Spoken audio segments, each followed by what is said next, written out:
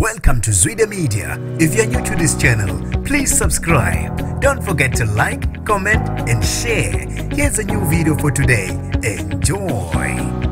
Kulimala inqwaba yabagibeli kwaNongoma eBuxton ngesithuba zayizolo ekseni ngesikhathi kwenzeka isiphihli isengozi yebhasi kwalimala inqwaba yabantu. Nginibingelele ngiphinde nginamukele kuphina kuphi ilandibula khona le video. Mangoqala usijoyinele lelikhasi wamuyelekile igama lami ngosibonga konke wakandanda mothanda ungangibiza intatheli ka YouTube. Ungakhohlwa ukusilandela ku Instagram @zwide_media. Kusale kukhalwa kwenzeka isiphihli isengozi yebhasi kwaNongoma eBuxton ngethuba zayizolo ekseni. Abazosizo oluphuthumayo babizwe ngokukhulu ukusheshsha endaweni yesigameko bafica kugenqeke ibhasi kulimale inqwaba yabantu. Imbangela edale ingozi namanje kuthiwa ikaziyo kodwa ibhasi libe seliluza icontrol maqede lagcwala umgwaqo wonke labe seliginqika amahlandla amaningi lokubangele ukuthi kulimala inqwaba yabantu. Abantu balimale kabuhlungwana basizwe khona endaweni yesigameko abezosizo oluphuthumayo agent life care ambulance kanti ke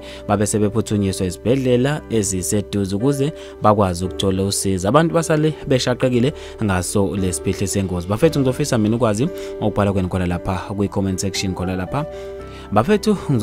Bafethu lezi indaba ezebhlungu ngendlela emangalisayo ngizofisa ukwazi ukubhala kwakho khona lapha kwi comment section ngalo lo daba. Mina nje ngitathela YouTube sengiphuma kanje ngithi awungibambe evidweni elandelayo.